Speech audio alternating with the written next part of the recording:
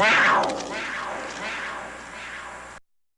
guys and girls, I am the Canadian from Canadian Games, and today I'm looking at Disney's The Lion King, as you can see. Came out on both the Sega Genesis and the Super Nintendo back in '94, and it was also brought out, for those of you who didn't know, on the NES, PC, Amiga, Sega Master System, Game Boy, and the Game Gear. The NES, Amiga, and Master System's versions of the game never actually made it to North America though, unfortunately. Alright, enough with the random trivia. But to be perfectly honest, I would only try this game if you really like a challenge, because it is fun, but there are points that get very frustrating and there are no save points. Okay, so first we'll go through the menu. Clearly there's no password system or saving, which is annoying when you get close to the end of the game. So if you see a 1-up or a continue, you better grab it. So there's the difficulty settings. There's 3 difficulties: easy, normal, hard, pretty standard stuff. Music on and off, again basic. Sound effects on and off.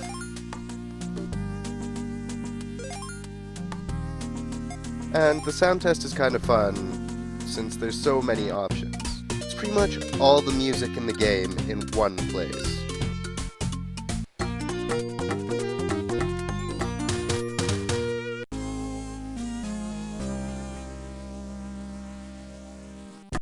After that, we have the button scheme, which if you're playing this on an emulator, it doesn't really matter too much since you can put in whichever buttons you want to be the right buttons. But if you're playing on a console, then this might change things up for you a little bit. So on to the game! The difficulty doesn't change the number of hits you can take, but it does decrease the number of lives you start with and the continues you start with. And bosses seem to take an extra hit with each difficulty level you go up. It'll make you struggle a bit if you can't pick up a life or two quickly, since some levels have pitfalls that will kill you instantly. The controls are pretty easy to get the hang of for the most part, but there are a couple of exceptions where getting the timing or the speed right can be a little bit of a challenge. For example, this ostrich. There was at least a couple of times where I died on a jump, and it didn't really make much sense to me. I mean, it looked like I was gonna go over it, but that's just part of the game. You just die. It's irritating. It happens. The controls can be a little bit fiddly, so if you're used to playing games like Donkey Kong Country, where you just jump at a vine and Donkey Kong grabs it, it's not quite that simple. You have to make sure you're falling at the right spot to grab onto some of the ledges. The 2 bars at the top of the screen look very similar, but the one with the red squiggly line is your health meter, and the one with the yellow squiggly line is your roar. The roar stuns and slightly damages your enemies, and the bigger the bar is, the further the effect reaches.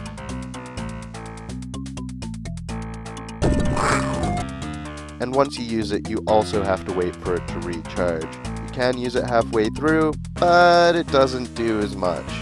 I hope the health bar is pretty obvious to you guys, but just for clarity's sake, it shows how many hits you can take, which stays pretty constant except for being trampled by gazelle and the pitfall kinds of deaths. The only way to increase your maximum health or roar are by collecting certain bugs.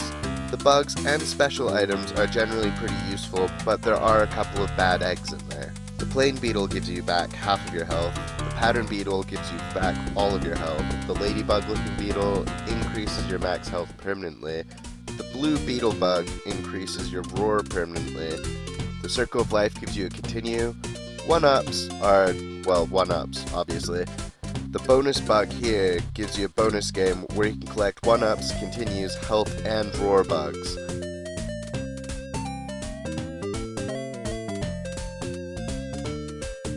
The spider, the fly, and the dragonfly are all bad, so just stay away from them. When I started this video, I was going to say the most frustrating part of this game was the stampede, because the last time I played, I had a lot of trouble with it. This time, I managed it on my second try, without cheating. I know, it surprised me too.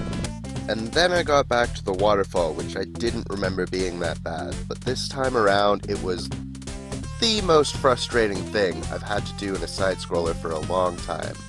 The logs fall and you have to jump up and try to get higher and faster than the logs fall. It sounds easy, but it's not.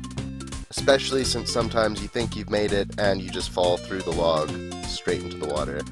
There's a pattern that how the logs fall, but for some reason I couldn't really work it out, and it took me for fucking ever. As Cub Simba, most of the enemies are pretty easy. You just jump on them or roar at them, or you can just roll through some of them and you just beat them no problem. A couple of them take a couple more hits, but that's still not that bad. As adult Simba, things get a bit tougher because you have to swipe some of the enemies a bunch of times. The hyenas are easier, but now you've got cheetahs to deal with, which take a bit more of a beating. I mean, you can make them ridiculously easy by playing on easy difficulty, but who wants to do that really? Looking online, most of the complaints I seem to see are of the game being too challenging. There are a few things you can do about this. Number 1, you can play on an easier difficulty.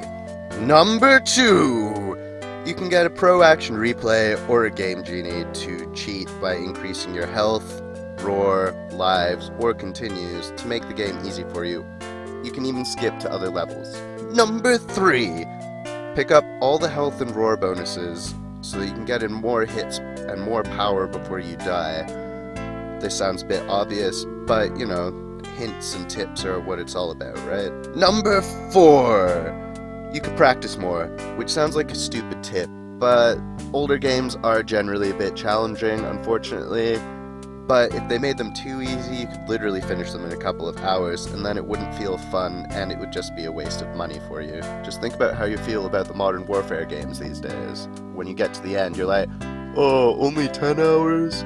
Well, that's what this would be. Number 5. My last tip for you is to do what I do and just use an emulator. Then you can put in as many cheats as you want. You can even make save points for yourself. I didn't use the cheats, but I did use the save points because, well, to be honest, to get to the end of the game and do this review, I needed to actually be able to get to the end of the game. The other complaint that I saw quite a bit was about the controls. This one, all you can do is practice and keep trying. Don't expect Simba to just grab the swing spot by jumping near it. You actually have to kind of guide him towards it and make sure you jump at the right spot. It's all about those subtle movement, guys. All in all, it's a pretty fun game with definite replayability. The Lion King. Recommended! Hi guys, thanks for watching my video. If you like this, check out my other videos or hit me up on Twitter or Facebook. Or if you want to know how to complete Modern Warfare 3 in about 4 hours, check out FHDGW's video here. Why? Why? You fucking waterfall. Where's the end?